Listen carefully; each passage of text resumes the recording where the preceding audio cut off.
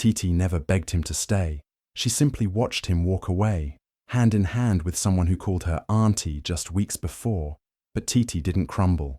She didn't cry for long, because the next time they met, she wasn't his girlfriend, she was his stepmother, and the new lady of the estate.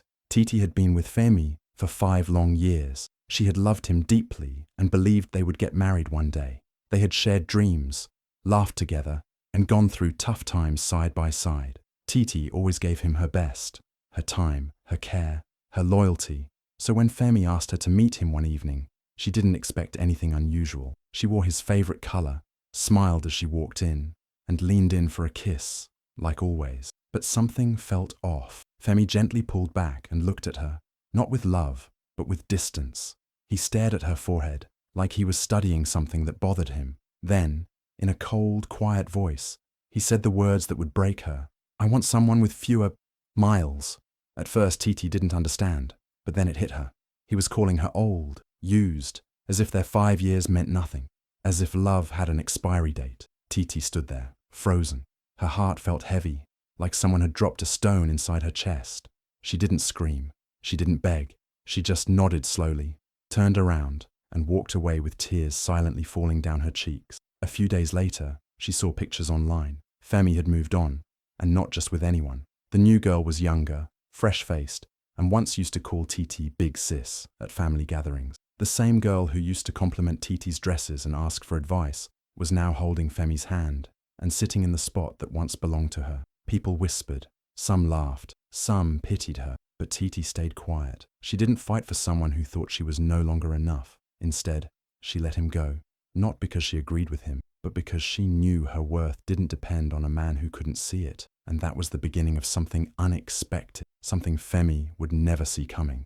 Titi didn't post any angry messages. She didn't try to get revenge or prove anything. When Femi left her for the younger girl, she felt hurt, but she also knew chasing him wouldn't bring her peace. So she quietly packed her bag, turned off her phone, and went to stay with her aunt in a small village far from the noise and gossip. The air was cleaner there, the days were slower, and the pain started to fade, bit by bit. At first, Titi just slept a lot. She cried when no one was watching. Her aunt didn't ask too many questions. She just gave Titi space to breathe. Slowly, Titi started helping in the kitchen. She remembered how much she loved cooking, something she'd stopped doing while trying to please Femi. She began making simple meals, sitting in the sun, and talking to children in the neighborhood. For the first time in a long time, she wasn't worried about being enough for anyone. She was just learning how to be enough for herself. Her aunt believed in healing through movement, so one day she insisted Titi come along to a local business conference. Titi didn't want to go at first.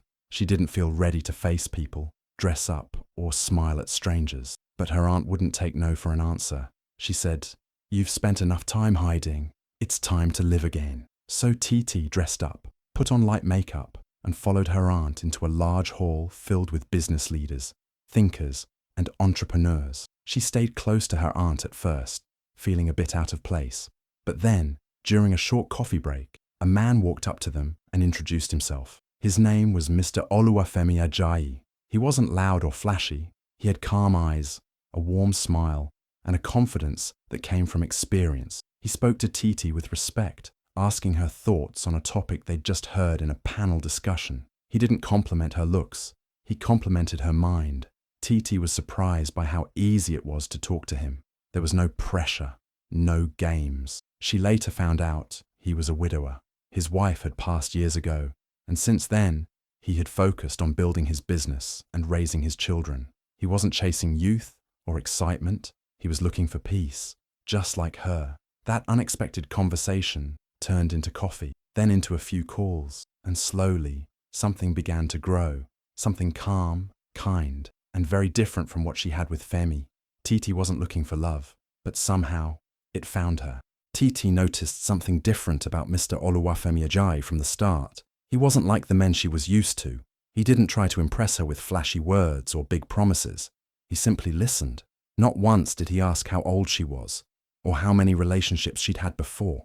He didn't care about the things others used to judge her for. Instead, he asked her what she enjoyed doing, what her dreams were, what she wanted out of life now. It felt strange at first. Titi wasn't used to being asked about her mind. She'd spent so long being made to feel like she needed to look a certain way or act younger to be accepted. But here was this man, older and more experienced, who genuinely wanted to know her thoughts. He asked what she would do if she had her own business. He asked what change she would make in the world if she had the power. And when she spoke, he listened with interest, nodding along, asking deeper questions. He made her feel like her ideas mattered. They spent hours talking about everything, from village development to women's education to how social media had changed the way people value themselves. Titi found herself opening up, laughing, and even challenging him on certain points. And he loved it. He told her, "I've met many people in my life, but very few who think like you."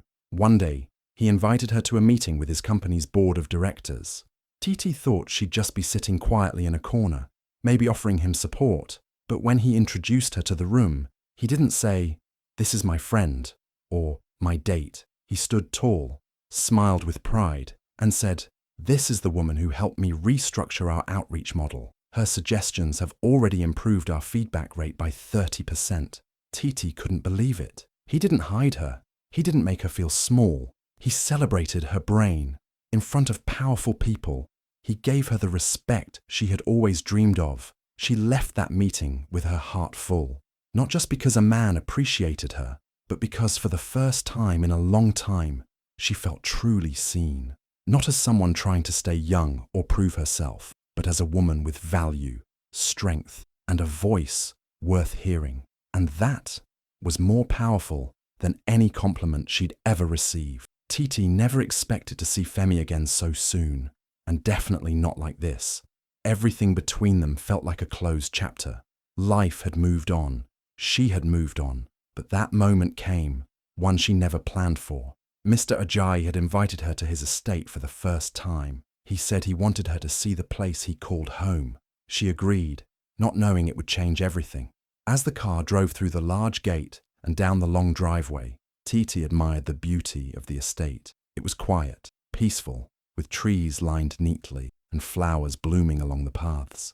The driver stopped in front of the main house, and Titi stepped out, adjusting her dress and sunglasses. Her heart was calm, her spirit full, but just as she turned to take in the view, she saw him, there, standing shirtless in the driveway, holding a car sponge and looking like he'd just seen a ghost, was Femi, his mouth slightly open, eyes wide in shock. The same man who had once told her she had too many miles now stood speechless in front of her. Time seemed to freeze. "Titi," he finally managed to say, almost in disbelief. She didn't rush. She didn't break eye contact. She slowly adjusted her sunglasses, gave a small, knowing smile, and replied softly but firmly, "It's Mrs. Ajayi now." And just like that, she walked past him, heels clicking on the driveway, head high, heart steady. Femi didn't say another word. He couldn't. The woman he left behind had just walked back into his life, but not as his ex. She was now the wife of his father, the new queen of the estate he once bragged about. The woman he thought was past her prime had just become someone he could never reach again. Titi didn't turn around. She didn't need to. She felt the power of that moment, not because she wanted to make him feel small, but because she had finally become someone who no longer needed his approval. She didn't come to prove anything. Her life had already done that for her. As the door of the house opened for her and she stepped inside, she realized something deeply satisfying. This wasn't revenge. It was growth. And sometimes growth looks like walking past the one who broke you, while wearing a smile they'll never forget. A few weeks after Titi officially became Mrs. Ajayi, a family meeting was called at the estate. It wasn't just a small gathering. It was the kind of meeting where relatives from every corner showed up. Brothers, sisters, cousins, even distant uncles. The room was full of whispers. Some spoke in low tones, pretending not to stare at her. Others weren't even trying to hide their shock. Everyone had the same question on their lips. How could their father marry the same woman his son once dated? Titi walked in calmly, her head high. She wore a simple dress, nothing too flashy, but it fit her like confidence. She greeted everyone politely and took her seat, right beside Mr. Ajayi. That alone made some people shift uncomfortably, but she didn't let it bother her. She knew why she was there, and she wasn't going to shrink herself to make anyone else feel better. The meeting began, mostly about a big land project the family was investing in. Papers were passed around, opinions were shared. But as discussions grew tense, Mr. Ajayi stood up and spoke in a firm, clear voice. I've made my decision, and I want Titi involved in this. Gasps, awkward glances. Even Femi, seated on the far end, looked like he was holding his breath. Mr. Ajayi turned to Titi, smiled gently, and pulled out a pen from his pocket. Then he handed it to her, along with the main contract papers. "This is your seat now," he said. "Co-sign it with me." The entire room went quiet. For a second you could hear nothing but the ticking clock on the wall. Titi didn't rush. She looked around, saw every pair of eyes on her, some full of doubt, some with anger, and a few with unexpected respect. She didn't say anything to defend herself. She didn't explain her past or justify her position. She simply took the pen, placed the contract in front of her, and signed it. Not out of spite, not to prove anything. She signed it because she had earned it. That moment was powerful, not because she was the wife of a rich man, but because she had gone from being pushed aside to being trusted with major family decisions. The same people who once saw her as just the ex were now watching her lead beside the man they all respected. And for Titi, that wasn't revenge. That was growth, dignity, and silent power. It was a sunny afternoon at the estate, and Titi was in the garden, speaking kindly to one of the staff members about some charity work she was planning. Everything felt peaceful, calm, until loud heels clicked across the driveway and angry words filled the air. It was her. The younger girl, Femi, had left Titi for. She stormed into the estate, not caring who saw her, eyes full of fire. Without any greeting or respect, she marched straight up to Titi and started shouting in front of everyone. Her voice was sharp and loud. "You're a gold digger!" she screamed. "A snake! You stole a man twice your age just to get back at Femi!" Titi stood still. She didn't raise her voice. She didn't defend herself. She just looked at the girl, calm and quiet, while the other woman kept yelling like a child who had lost her toy. But before Titi could even respond, something surprising happened. One of the estate staff, a middle-aged man who had worked with the Ajayi family for years, stepped forward and stood between them. His tone was calm, but firm. "You can't speak to madam that way," he said. "This isn't a playground." Another housekeeper gently took the girl's arm and added, "Please, leave now. This is not your place." The girl looked around, suddenly realizing that no one was supporting her, not even the people she thought would be on her side. The staff, the guards, even the drivers, they all stood quietly but clearly with Titi. Why? Because in the short time she had been there, Titi had treated everyone with kindness. She listened to them. She respected their work. She greeted them every morning and knew many of their names. She didn't act like she was better than anyone. That respect had earned her something stronger than fear. It earned her loyalty. The girl, now red-faced and embarrassed, turned and stormed off, her angry footsteps fading into the distance. Titi didn't say a word throughout the whole scene. She didn't need to. Her silence was louder than the tantrum. She turned back to the gardener she had been speaking to before and calmly continued their conversation as if nothing had happened. There was no need to shout or fight, because real power doesn't scream, it simply stands. And in that moment, everyone watching knew exactly who the true lady of the house was. Some months after the wedding, life at the estate was peaceful. Titi had settled in well. The staff respected her, the community admired her, and even some of the family members who once doubted her began to see her differently. But behind the calm, something painful was happening. Mr. Ajayi, the man who had brought love and safety back into her life, had started falling sick. At first, it was just tiredness. Then more tests, more doctor visits. The truth slowly became clear. His health was failing. He had always been strong, always in control. But now even getting out of bed became difficult for him. Titi stayed by his side through it all. She made sure he took his medicine, sat with him through the long nights, and never let him feel alone. One quiet afternoon, when the sun was soft in the sky and the estate felt still, Mr. Ajayi called Titi into his room. He looked tired but peaceful. In his hand, he held an envelope, his will. He smiled gently and said, "You brought peace to a home that was always filled with noise, pride, and competition. You didn't fight for power. You simply gave love. And because of that, you've earned this." He placed the will in her hands and softly added, "Take care of this estate. Let it become what we always talked about, a place that helps others, a place filled with purpose." Titi couldn't speak for a moment. Her heart was full, her eyes wet. She nodded and held his hand tightly. A few weeks later, Mr. Ajayi passed away quietly in his sleep. The whole estate mourned. The house was filled with prayers, tears, and quiet footsteps. But in the middle of all the sadness, something powerful happened. The will was read, and as everyone listened closely, they heard the truth. Titi had been named the legal owner of the entire Ajayi estate, not because she asked for it, not because she demanded it, but because she had earned it through her patience, her loyalty, and her quiet strength. Some people were shocked, some were silent, but no one could deny that Mr. Ajayi had made the right choice. Titi stood in front of the house a few days later, holding the keys to the estate. She looked up at the sky and whispered a thank you, not just to him, but to herself, for surviving, healing, and growing into the woman she had always been meant to be. After Mr. Ajayi passed away and the will was read, news spread fast. People began to talk about the estate, about Titi, and about how far she had come. Some were surprised, some were impressed, and some, like Femi, were quietly shocked. Femi had watched everything unfold from a distance. The woman he once left behind had now become the owner of the estate where he grew up. She wasn't just his father's widow. She was now in charge. She wasn't wearing pain anymore. She was wearing leadership, grace, and quiet power. At first he stayed silent, maybe out of shame, maybe out of confusion. But after some time, he started calling. At first it was harmless. Hey, just wanted to say hi.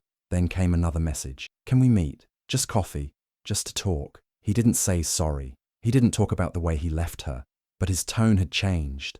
There was no more pride in his voice. It sounded soft, unsure, like someone who realized what he had lost, and too late. Titi saw the calls.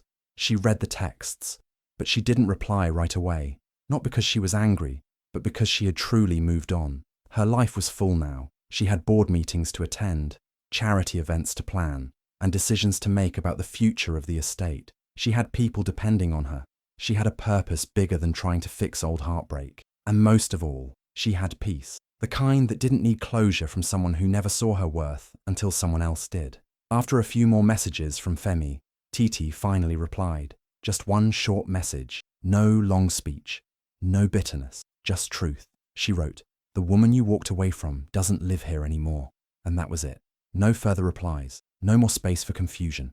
That one message said it all. She wasn't that same heartbroken girl anymore. She wasn't standing in front of him hoping for answers. She had become someone new, stronger, wiser, and full of grace. And Femi, he had to watch from the outside, knowing that he had lost someone he would never get back. Not because she hated him, but because she had outgrown him completely. Titi had been through so much: heartbreak, shame, judgment, but she never allowed those things to break her spirit. Slowly and quietly, she had built herself back up, not with revenge, not by showing off, but by doing the work, staying humble, and walking with grace. One day, she was invited to a major shareholders meeting for the Ajayi Group. It was her first time attending as the official owner of the estate and part of the board. These were big-name, powerful men and women who had known Mr. Ajayi for years. Some of them had doubted her at first. Some had even whispered things like, "She was just the son's ex," or "She won't last long here." But Titi had stayed focused. She showed up on time. She understood the business. She read every report, asked smart questions, and started bringing in new ideas that actually worked. Slowly, the room that once judged her started to listen, and then started to respect her. On the morning of that big meeting, Titi walked in wearing a simple but elegant outfit. She wasn't trying to impress anyone. She was just being herself. As she stepped through the doors of the boardroom, something happened that she didn't expect. Every man in the room stood up. Not out of fear, not out of habit, but out of respect. They stood because they saw her not just as the wife, not as the woman who got lucky, but as someone who had truly earned her place. Someone who had turned quiet strength into real leadership. No one questioned her anymore. No one needed a reminder of who she was. She didn't need to speak loudly or demand attention. Just her presence was enough. And then came the moment that touched her the most. As she took her seat at the head of the table, one of the senior shareholders smiled and said, "Welcome, madam." There was no pause, no awkwardness, just pure, natural respect. Titi smiled, not because of the title, not because of the wealth around her, but because in that moment she finally felt seen for who she truly was. A woman of value, a woman of vision, a woman who had come a long way without stepping on anyone to get there. She didn't need gold or diamonds to prove anything. She had earned something more powerful: respect. Years had passed. Titi was no longer the woman who had once been left behind, broken and unsure. She had become someone powerful, but not loud, someone respected, but still kind. Her journey had been quiet, full of lessons, pain, and healing. And though the whispers never fully stopped, they didn't bother her anymore. One day, at a formal event, someone approached her with a curious smile and asked quietly, "Did you marry his father to get back at him? To hurt Femi?" Titi could have gotten angry. She could have listed everything she'd been through, every insult she'd swallowed, every door that once closed on her, but she didn't. Instead, she smiled gently and said, "No, I didn't marry to hurt anyone. I married to remember who I am. I married because I found peace, not revenge." She paused, looked around the room filled with people who now called her Madam, and added, "I just happened to inherit an empire along the way." That moment stayed with the person who asked, because there was something about the way Titi said it, calm, confident, and honest. She wasn't acting like she had won a game. She had simply chosen herself, and everything else had followed. The truth was, Titi didn't plan any of it. She hadn't chased money, power, or position. She had chased healing. She wanted peace after being made to feel like she wasn't enough. And in the process of choosing peace, she grew. She changed. She stepped into a version of herself she had always deserved to be. And Femi, he had to watch it all, from a distance, regret written across his face every time he saw her on TV, at charity events, or even in the newspapers. Not because she was showing off, but because she had become everything he thought she'd never be, and more. Titi often said, "Real revenge isn't about making someone feel pain. It's about growing so much that even your past regrets wish they could dress up and stand beside you." She didn't destroy anyone. She simply bloomed. And in that blooming, she reminded the world and herself that healing is the most beautiful kind of power. Sometimes, the best response isn't revenge. It's becoming the woman they never thought you could be, and watching them call you Madam one day. Please share, like and subscribe for more African tales.